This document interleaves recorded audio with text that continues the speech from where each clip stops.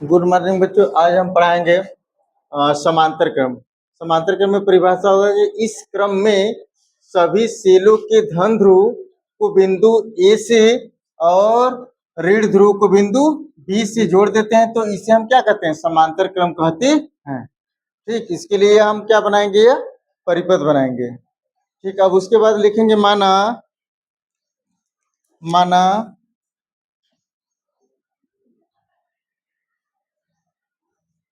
माना सेलो सेलो सेलो का आंतरिक प्रतिरोध, सेलों का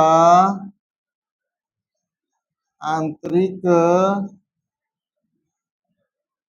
प्रतिरोध स्मॉल आर व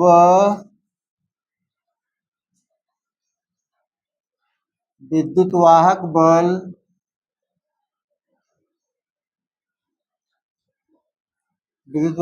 ई तथा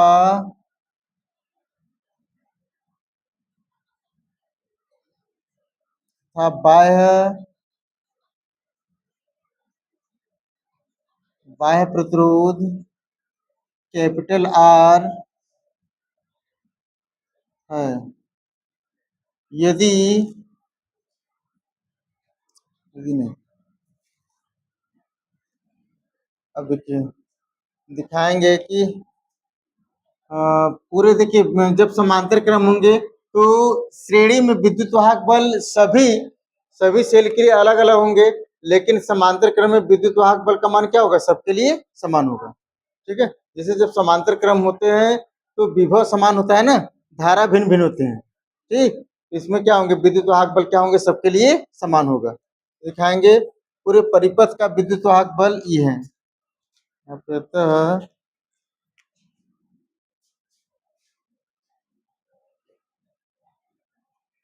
पूरे परिपथ का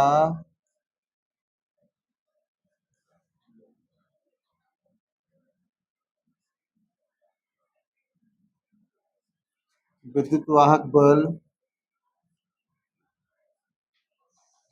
बराबर क्या करेंगे? ये ठीक है। फिर उसके बाद दिखाएंगे यदि आंतरिक प्रतिरोध, यहाँ लिखेगा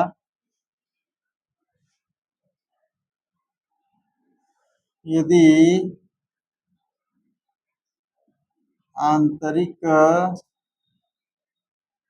प्रतिरोध आर्यन एन सेल तक, इसलिए आर्यन हो तो समांतर क्रम में वन अपान क्या होंगे?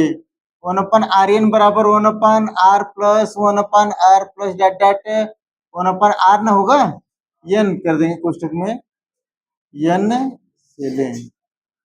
ठीक है ना, तो समांतर क्रम ही ना होंगे। ठीक है, समांतर क्रम में जुड़े तो one upon R plus dot dot plus one upon R कोष्टक में एन सेलें। ठीक, इसमें से हम क्या करेंगे? यह वन अपन आर कॉमन ले लेंगे, सब में है तो one plus dot dot N से ले कर देंगे। ठीक है, इसका योगफल निकालेंगे, समांतर श्रेणी से इसका योगफल निकालेंगे तो वन अपान कितना हो जाएंगे? आर इंटू एन हो जाएगा। ठीक है, इनका योगफल कितना हो जाएगा? एन टर्म तक। तो हम क्या करेंगे? हमको एन बटे आर, तो हमको आर एन का मान निकालना है, तो आर एन बराबर कितना हो जाएगा? मान पलट देंगे ना, आर बटे कितना हो जाएंगे? एन। ठीक, अब उसके बाद आगे देखिएगा,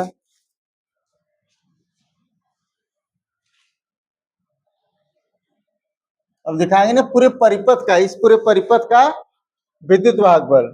ठीक है, पूरे परिपथ का विद्युत वाहक बल, अरे विद्युत वाहक बल नहीं, आंतरिक प्रतिरोध, अरे कुल प्रतिरोध, पूरे परिपथ का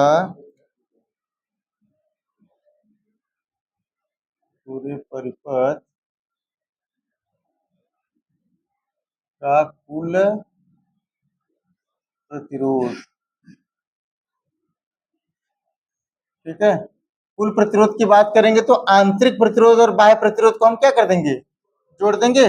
आंतरिक प्रतिरोध आर बटे एन है और बाह्य प्रतिरोध कैपिटल आर है, कैपिटल आर बटे एन। ठीक है। यदि परिपथ में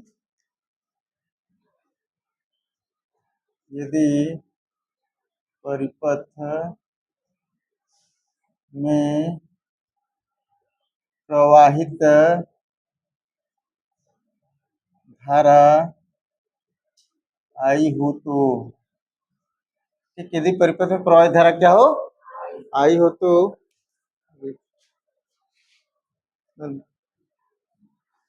अब इसी के आगे देखेंगे।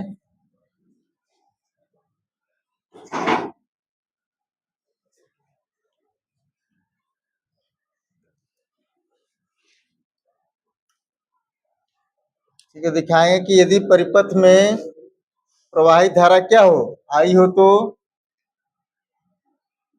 आई बराबर क्या होंगे, कुल विद्युत वाहक बल बटे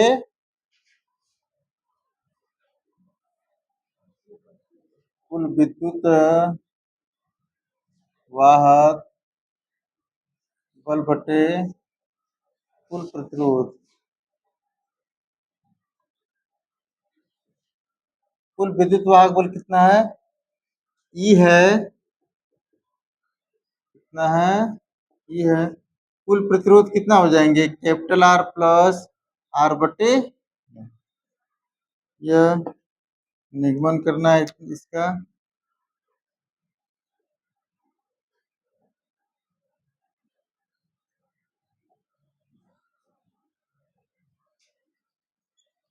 ठीक है।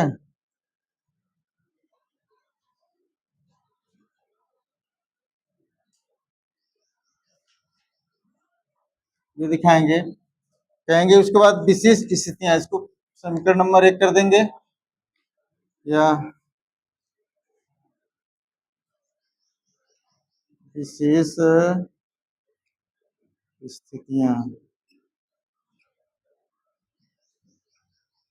ठीक, तो विशेष स्थितियां में पहला पॉइंट दिखाएंगे, यदि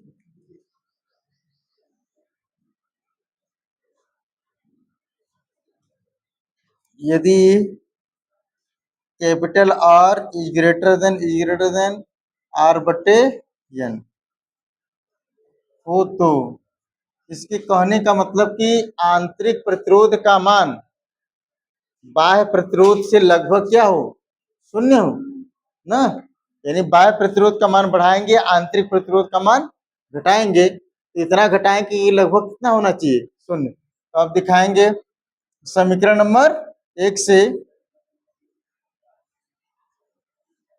करेंगे तो क्या हो जाएगा, आई बराबर ई बटे कैपिटल आर, देखिए कैपिटल आर को ले लेंगे, आर बटे एन को हम छोड़ देंगे, यानी आई बराबर ई बटे आर होगा। तो कहेंगे कि इस स्थिति में परिपथ में बाह्य प्रतिरोध का मान बढ़ाने पर धारा में कोई लाभ नहीं होगा, क्योंकि इसमें एन गुना या कुछ ऐसा आया नहीं है। लिखेंगे इस स्थिति में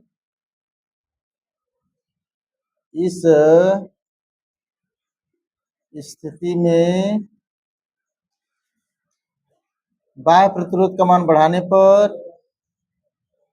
बाह्य प्रतिरोध का मान बढ़ाने पर धारा में कोई लाभ नहीं होगा, धारा में कोई लाभ नहीं होगा।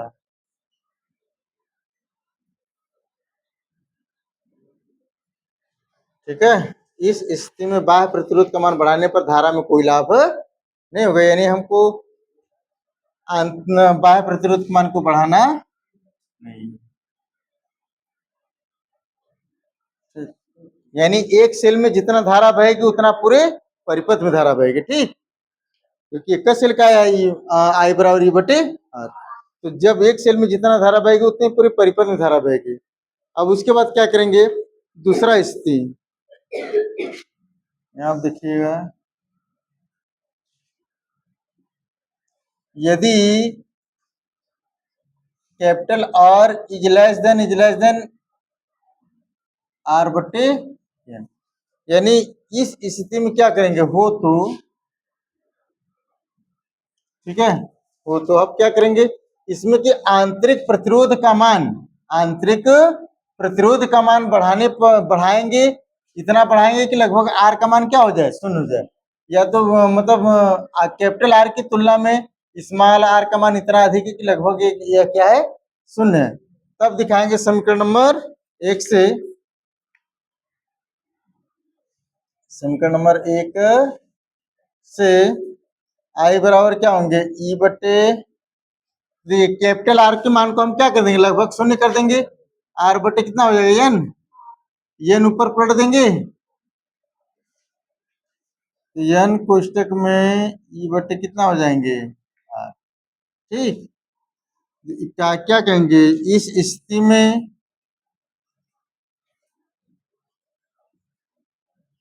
इस स्थिति में आंतरिक प्रतिरोध का मान बढ़ाने पर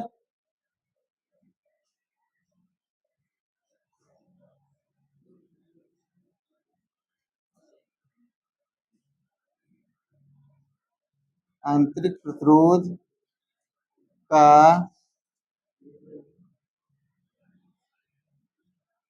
मान बढ़ाने पर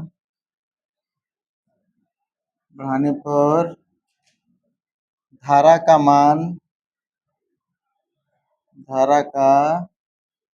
मान n गुनी बढ़ जाएगी, n गुनी बढ़ जाएगी। ठीक, पता लगा दीजिएगा, तो यहाँ पर दो स्थितियां संभव थी।